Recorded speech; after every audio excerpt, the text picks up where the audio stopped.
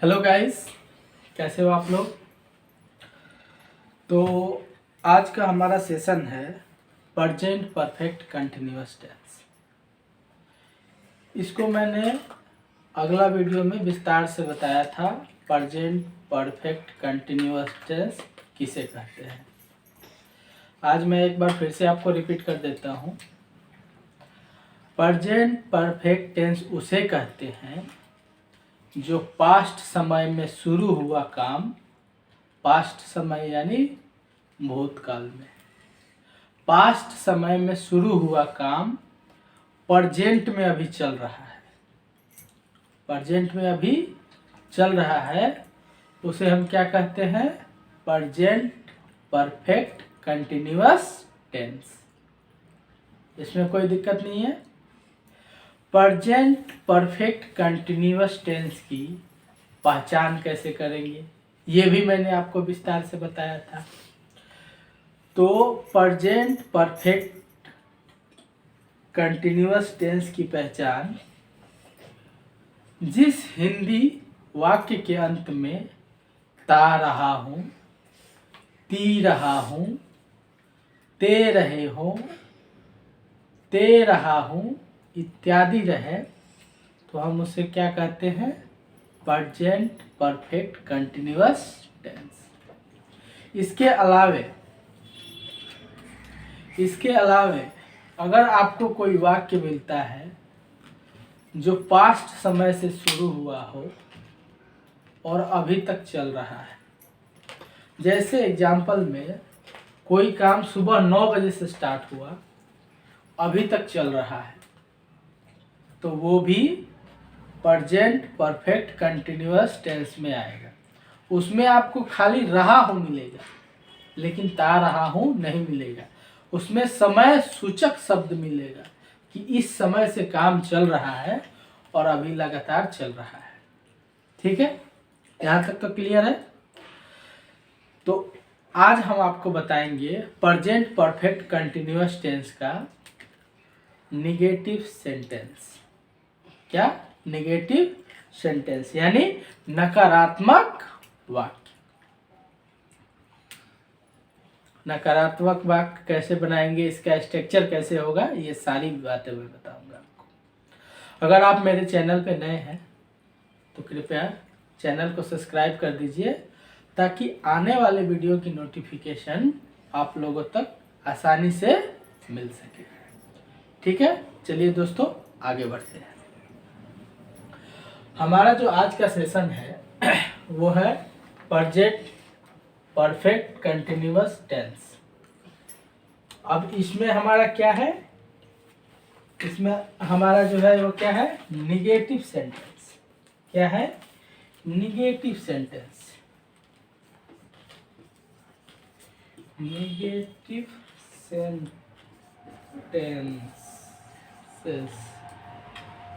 Sentences क्या है? Negative sentences, नकारात्मक वाक्य। इसका स्ट्रक्चर कैसे होगा, आइए हम समझते हैं। इसका जो स्ट्रक्चर होगा वो पहले होगा subject plus have has plus not, उसके बाद बिन आएगा। इसमें subject plus have has plus not, उसके बाद बिन, उसके बाद आईएनजी यानी V4 plus other words. Clear है यहाँ तक? सब्जेक्ट तो आपको पता ही है। सब्जेक्ट के अनुसार क्रिया क्या लगेगा? Have has. उसके बाद क्या? नेगेटिव सेंटेंस का नॉट आ गया। उसके बाद क्या हो गया? बिन। उसके बाद V4, उसके बाद अदर वर्ड्स। ठीक है, क्लियर है। उसके बाद मैं आपको एग्जाम्पल बता रहा हूँ आपको, तब आपको और ज़्यादा क्लियर हो जाएगा। ठीक है, एग्जाम्पल क्या है? एग्जाम्पल जो है, मैं सुबह से नहीं दौड़ रहा हूँ। क्या है? मैं सुबह से नहीं दौड़ रहा हूँ। तो ये यहाँ पे क्या है? यहाँ सुबह आ रहा है, सुबह से यानी मॉर्निंग से नहीं दौड़ रहा हूँ, उसके बाद काम स्टार्ट किया हूँ। इसका बात जो है वो मॉर्निंग से रिलेटेड है कि मैं सुबह से नहीं दौड़ रहा हूँ, मैं सुबह से नहीं दौड़ रहा हूँ। तो अब इसका वाक्य कैसे बनेगा? I have not been running since morning. Since morning, हमने यहाँ पे सिंस का प्रयोग किस लिए किया? क्योंकि सुबह से, ठीक है, सुबह से के लिए सिंस मॉर्निंग, सिंस मॉर्निंग। ठीक है, यहां तक तो क्लियर है। नेक्स्ट वाक्य जो हमारा है, वह 2005 ईस्वी से इस शहर में नहीं रह रहा है। ये वाक्य बोल रहा है वह इस शहर में 2005 से नहीं रह रहा है, यानी 2005 के बाद आया है। लेकिन जो बात तय हो रही है वो क्या हो रही है? 2005 से। क्या है? 2005 से, यानी 2005 से रिलेटेड बातें हो रही है, उस समय से बातें हो रही है कि वह 2005 से इस शहर में नहीं रह रहा है। 2005 के बाद आया है, लेकिन कहाँ से हम ले रहे हैं? 2005 से। तो इसका वाक्य बनेगा ही, वह के लिए क्या लगेगा? He has not been living, he has not been living in this town since 2005। 2005 he has not been living in this town since 2005। Clear है? इस शहर में के लिए क्या लगे हमने उपयोग किया? इन दिस टाउन। 2005 ईसा पूर्व से, सिंस 2005। लिविंग, रहना, रहने के लिए हमने क्या यूज किया? लिविंग। क्लियर है? स्पष्ट है? नेक्स्ट वर्ड है तुम 2 दिनों से काम नहीं कर रहे हो। 2 दिनों से, इसमें भी समय सूचक शब्द आ रहे हैं। तुम 2 दिनों से काम नहीं कर रहे हो, तो यहाँ पे वाक्य जो होगा you have not been working. क्या नहीं कर रहे हो? काम। तो हमारा क्या है? वर्ब क्या है? वर्किंग, काम। क्रिया क्या है? काम। तो working for 2 years, for 2 years। Next हमारा वाक्य है मैं जनवरी से, यहाँ भी समय सूचक शब्द आ रहे हैं। मैं जनवरी से परीक्षा की तैयारी नहीं कर रहा हूं।